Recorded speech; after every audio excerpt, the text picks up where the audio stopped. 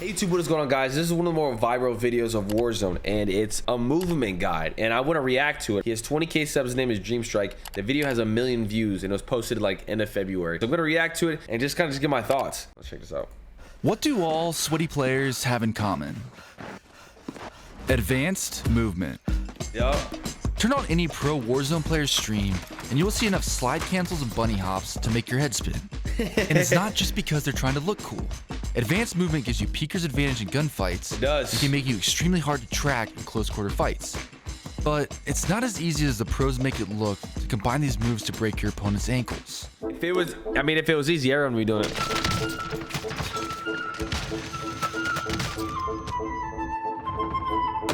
Is he showing fails?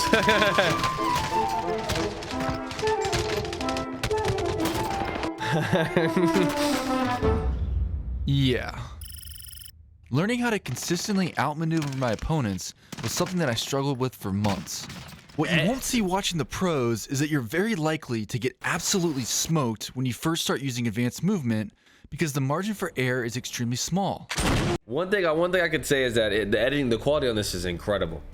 Great job editing, but he is right though. Like when you start trying to do these advanced movements, you're gonna lose a lot of fights off the rip. Thing is, you have to learn how to use them and when to use them, right? You can learn how to do the movement, but you have to know when to exactly use them, and that's the key. That's trial and error. If you use these movements in the wrong situation or press an incorrect button during a gunfight, you'll more than likely be begging your teammates to hit the nearest buy station. Not the buy station.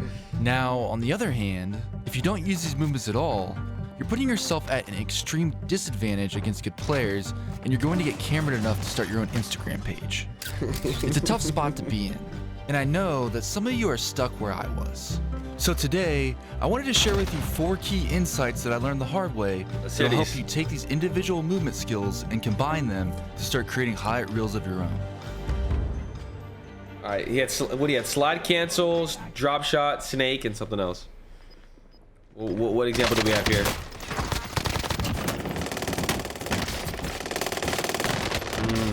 Slide cancel to double jump shot. Well, to explain how I got here, let me take you back to when I got serious about improving my movement. March. Okay, maybe a little bit further. Right here. This clip's pretty old, so let me clean it up a little bit. Okay, there. Wow. This was my movement 1.5 years ago. I would say it looks pretty different. And before I get roasted in the comments, yes, I was on console at this point, and I know that 80 FOV. I'm telling you, the FOV makes a difference on movement. You still have cracked movement on a lower FOV, which I'm demonstrating here. You can. Now, if we get back to the original clip I was just showing you, about a minute later, you can see what happens.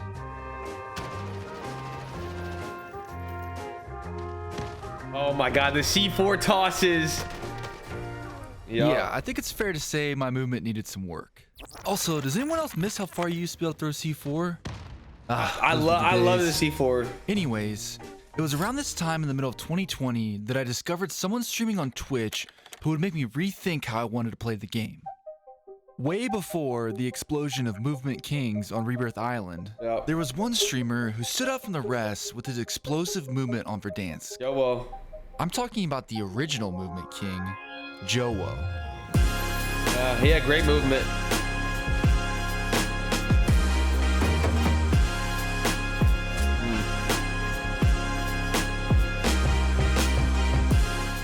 I remember thinking his movement was absolutely insane the first time I saw him play. He played super aggressive and consistently put his opponents on skates. Even if he had some self-proclaimed issues finding the one, no one could deny that his movement was cracked. I knew immediately that I wanted to play like that. So naturally, I practiced my slide cancels and bunny hops, and I started to run around the map and play more aggressive. That's great. And man, did I get smoked. What I failed to realize at first is that advanced movement is pointless without gun skill. You have to practice both.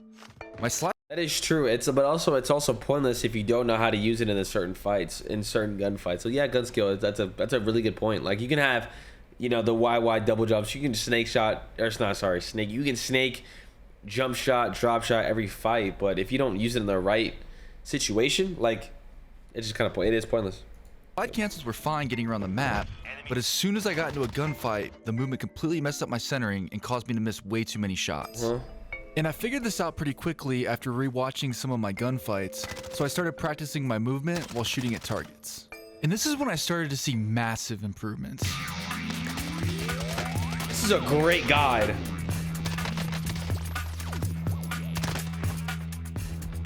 My KD started to consistently go up, gulags became easier, and I was dropping more kills in each game. I even invested in a PC to get every advantage that I could. Beautiful. And after a few months of work, my movement and gun skill felt really consistent. Ooh, we got good real quick. Everything was going so well until... Well, hello, It was like a switch had flipped. I went from being one of the better players on the map to losing way more gunfights even with the movement that I had learned. Not fucking Joker being skill-based matchmaking. I was even getting sent to the gulag by players using hardly any movement at all. I mean, how did... okay. Now, don't get me wrong. I have nothing against skill-based matchmaking. But since Warzone doesn't have a ranked mode, it wasn't apparent to me at first You gotta get that the I was swag now lobbies. always playing against way better players. So it was frustrating. But after a lot of struggle, I finally realized that the advanced movement that was working against the lower skilled players was something that was not going to work in the higher skilled lobbies. And fortunately, one day on stream, I heard the advice that I needed. So that means you gotta train your brain to not be dumb and overchow, knowing you have no escape. If that makes sense, kind of. Another way to say this is I needed to stop overcommitting to gunfights. I agree. But it's hard because the internet will tell you that slide canceling around every corner breaks cameras and gives you peeker's advantage, which is all true, but it doesn't mean that you're going to win every gunfight. Because what's also true is that this game has a low time to kill and guns with almost no recoil, so any decent player on the map can gun you if you happen to jump into their crosshairs. So if there's an opponent around the corner from me, instead of slide canceling out far past the wall, one smarter option would be to hug the corner with my slide cancel and strafe back into cover. This guy's while I'm amazing. shooting. This gives me peeker's advantage and information on his positioning. So now I can decide to re-challenge, run away and plate up, or bait the push. And if we go back to that previous gunfight that I lost, there was absolutely no reason for me to bunny hop out into the open. I don't have any cover that I'm jumping to, and I just exposed my entire... Yeah, in this gunfight, I think he should definitely, instead of like giving up the heady, you kind of hug the hanger and then you slide cancel around the corner. Let me see if that's what he does. I also slide canceled directly toward him for no reason, and he fucked up his slide cancel and gave him free shots. I should have played the corner head glitch right here, and I probably would have won the gunfight. Don't overcommit to a gunfight if you don't have to. You always want to keep your options open to reposition if necessary. Great and advice. You do that by using the environment around you to enhance your movement. Now, this insight might seem simple at first, but it honestly took me months of work and thinking about every movement I was doing, asking myself if this movement was necessary or putting me at a disadvantage. And by doing this, I was finally back to winning gunfights in these sweatier lobbies, and I was able to get my KD above 2 on Verdansk before I started to play more Rebirth. So I probably should have been happy with my improvement at this point, but because I'm a weirdo who can't seem to just have fun, I wasn't. For some reason, You always it want to wasn't strive enough for me better. to win my one-on-ones or get high kill games every once in a while. I wanted to be able to win gunfights when I was being shot in the back and wipe teams in 1v4 situations like the best players. But when I got the opportunity to do so, I usually panicked and messed something up. Even if I did get a decent clip, my movements seemed slow and not that coordinated. I didn't know what to practice to get better, so I tried playing more solo quads and even changing my controller sensitivity. But that didn't really help. What was the secret to take my movement to the next level?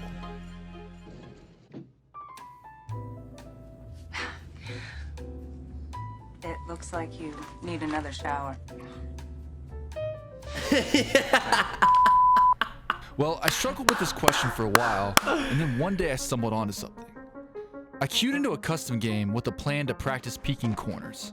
This was something I had seen a lot of good players do during gunfights to get information on their opponents, but I had never really practiced it. I know this is a lot of information to process, but definitely learn at your own pace, right? It's more so, it's all just gradually gonna happen. You can't just like watch a video like this, go to a custom game, and completely just like get it down. This is all feel of the game. It's really all about just playing more, and you just get in so many different situations. You see a lot of players like me, D8, and a lot of these other people, man, you know, when you jump, slide, you really just peek for information a lot. And I've always said this, man, in clutch situations, I think knowing exactly where your enemies are at when you're fighting more than one, that's huge, because you can slide cancel on one, but you have to know exactly where the other guys are at so you can use your movement or wherever you want to go to fight them as well. So it's great information. And as I was sliding back and forth practicing, I realized that it was actually kind of hard to put 2 slide cancels together.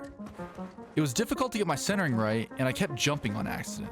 Yeah. But I started practicing this each day, and it eventually got easier after I realized I needed to watch my gun go up before I started my next slide, or else I would jump. And all one feel. thing led to the next, and I started to wonder, well, how short can I make these slides to go back and forth faster? Yeah. And when I started to work on this, something in my mind clicked. I had seen Joe do this slide cancel loop a million times, but I had never thought to practice it. And that's where I had messed up. Players with good movement switch directions fast enough to make their enemies miss too many shots. It's no different than an NFL player juking an opponent. You get their momentum going one way, and then you quickly go the other. But because I hadn't actually practiced this, I was changing directions too slowly and often missing the button timings, which left me in bad situations. Damn. And even more than that, I had never really practiced putting together all of the different movements that I knew, which is why I felt so slow in game. And that needed to change. I needed these movement combinations to be in my muscle memory. Yep, that's the thing. So to do this, I started creating movement courses on the Speedball map to simulate in-game situations. Wow. The idea was similar to the Modern Warfare shooting range, but specifically for movement. So for example, I would start with a slide cancel loop here, and then bunny hop the gap to this wall. I would peek each side, slide into this half wall, and snake a few times. And then I would end with a slide cancel into a drop shot here to pretend I was taking the angle away from an opponent on the other side of the map. And here's what it looked like from my POV. This is incredible. One of my favorite videos I've ever watched on Warzone.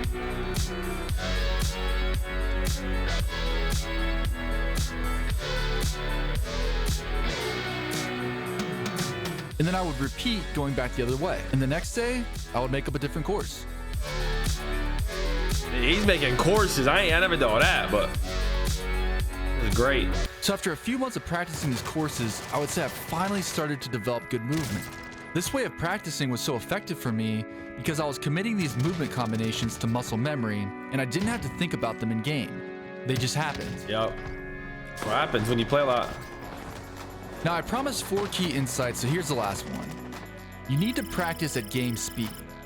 And lucky for you, I've just the exercise to do this. You want to go back into speed. Just like any really like game speed. Oh my god. The game settings will be in the description below. And this exercise is simple. You can only shoot after you slide cancel, bunny hop, drop shot, or snake. And this drill's great because it forces you to use more movement than you might be comfortable with, but you still have to use the cover around you to stay alive.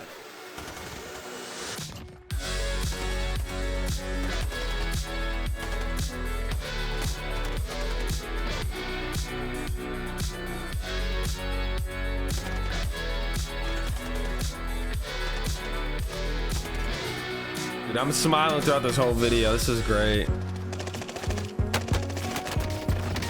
And that's pretty much how I improved my movement. What a over great the last guy. year and a half. The journey wasn't exactly easy, but I hope that this video encourages you and shows you that it is possible to improve and compete with the best players. And if you're struggling to get better, don't get discouraged because you are here. I promise that if you work on these 4 principles, you'll see insane improvement if you give it a little bit of time. I agree. And that's all I have for you guys today. And I love that he took it and gave like courses that you could do, man. And for me, it was just more so just playing over time and just naturally how it felt. I'm not gonna sit here and say that if you do all this, you're gonna be Joe level, but you definitely will just be way above average, and you'll just give yourself more opportunities to stay alive and win gunfights that you should win, you know. So I think this is probably the best movement guide anyone can put out, no cap. Make sure you guys drop, like, subscribe. One of my favorite videos I've ever watched.